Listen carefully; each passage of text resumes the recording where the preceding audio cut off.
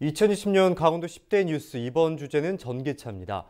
코로나19라는 위기에도 불구하고 올해 횡성에서 소형 전기 화물차가 출시돼 강원도는 미래 먹거리 확보에 초석을 다졌다는 평가를 받고 있는데요. 강원도는 미래 모빌리티 포럼을 창립하고 정부로부터 전폭적인 지원도 약속받아서 발전 가능성도 큽니다. 이다희의 기자와 자세한 이야기 나눠보죠.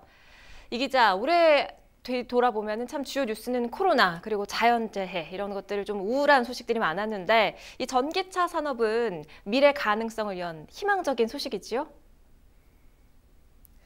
네, 강원도는 지난 2018년부터 전기차 산업을 지역의 미래 신산업으로 삼겠다고 밝혔습니다.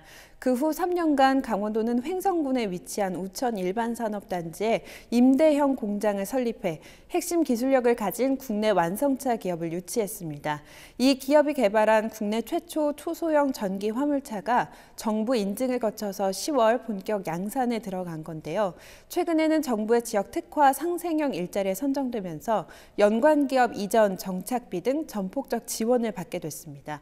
이 점이 제조업 불모지였던 강원도가 올해 이룬 대표적 성과로 부각되는 겁니다.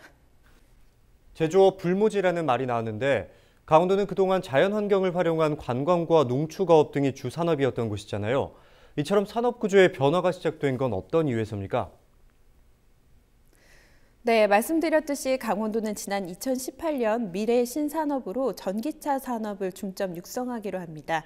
신산업을 통해 미래 먹거리를 개발하고 지속 가능한 지역을 만들겠다는 취지였는데요. 수도권과 인접하고 산업단지가 조성돼 있는 횡성군이 그 무대가 됐습니다. 네, 전기차 산업은 정부 지원도 받기로 되어 있고 내년에도 지역 발전에 많은 가능성을 열어두고 있다고요? 네, 정부는 광주형 일자리처럼 지역 특화 산업을 통해 일자리를 늘릴 수 있는 모델을 찾기 위한 공모를 진행했습니다. 강원도도 처음부터 이 전기차 산업 모델을 지역형 일자리 공모에 참여하기 위해 준비를 해왔는데요. 그 결과 오는 2024년까지 추가 기업 이전 비용과 직원 급여의 일부, 기숙사, 직장 어린이집 설치 등의 1,100억 원의 국비를 지원받게 됐습니다. 지난 11월 강원형 일자리 선정 선포식에 참석한 홍남기 경제부 총리의 축사 들어보겠습니다.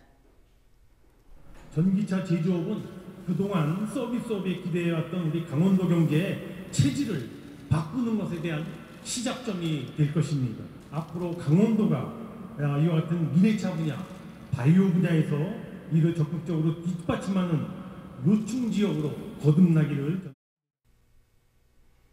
네, 또한 기존 자동차 산업과 달리 자동차 생산의 전 과정을 중소기업의 협업으로 진행할 계획입니다.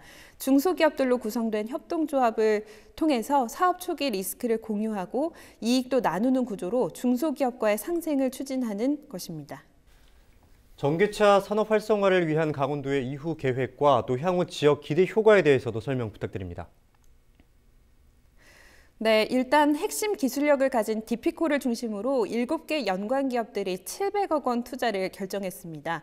앞으로 횡성의 전기 화물차 집적 생산단지가 조성될 예정인데요. 기업들이 이전하면 1차적으로 지역에는 500개 이상 일자리가 생겨날 것으로 보입니다.